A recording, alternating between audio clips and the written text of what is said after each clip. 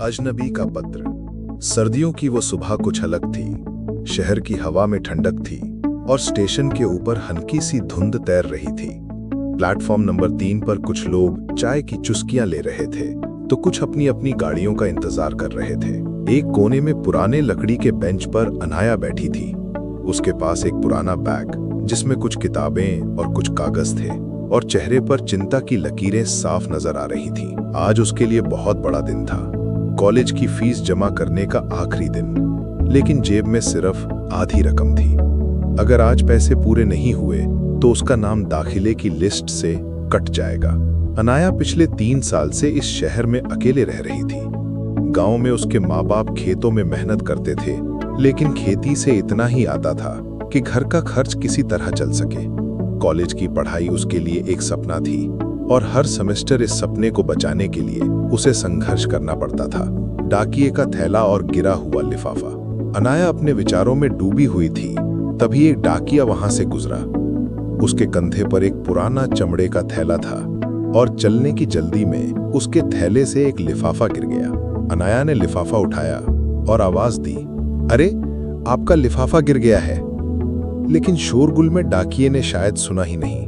वो भीड़ में गायब हो गया। अनाया ने लिफाफे को गौर से देखा। ये पुराना और पीला हो चुका था, जैसे सालों से कहीं रखा हो।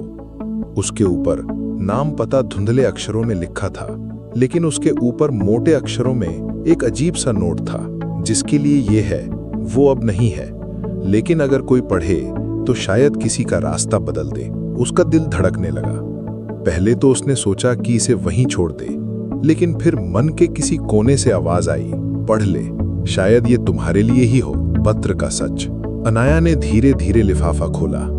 उसमें एक चिट्ठी और कुछ पैसे थे।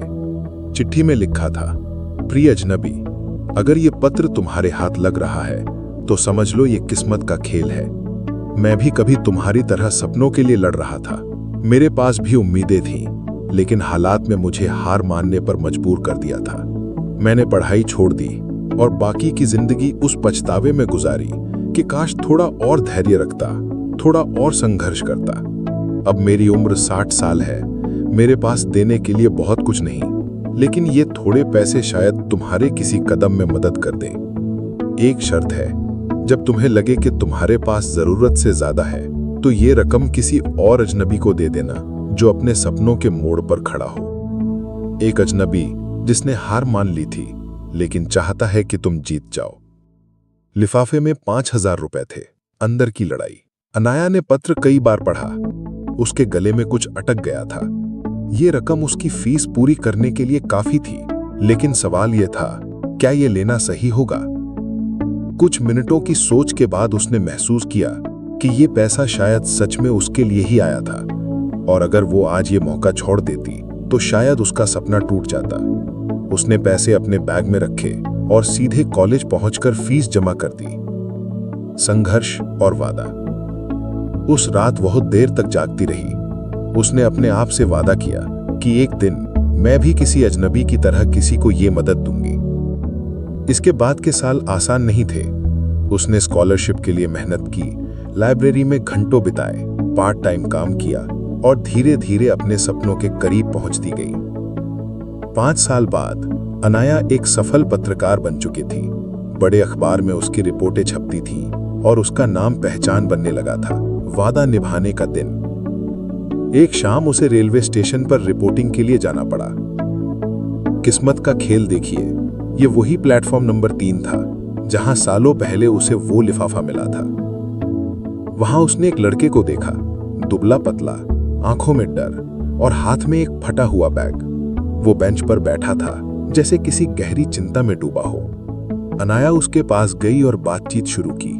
लड़के का नाम आरव था। वो गांव से इंजीनियरिंग की पढ़ाई करने आया था, लेकिन हॉस्टल की फीस और किताबों के पैसे नहीं थे। अगले हफ्ते उसका एडमिशन कैंसिल होने वाला था। अनाया चुपचाप अपने बैग से एक पुराना लिफाफा निकाल लाई। वही लिफाफा जो उसने इतने साल संभाल कर रखा था। उसमें उसने 5000 रुपए रखे और वही चिट्ठी जो सालों पहले उसे मिली थी।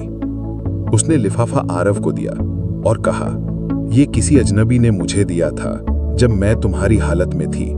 अब ये तुम्हारा है। वादा करो जब तुम्हारे पास ज्यादा होगा तो इसे किसी और को देना जो तुम्हारी तरह संघर्ष कर रहा हो।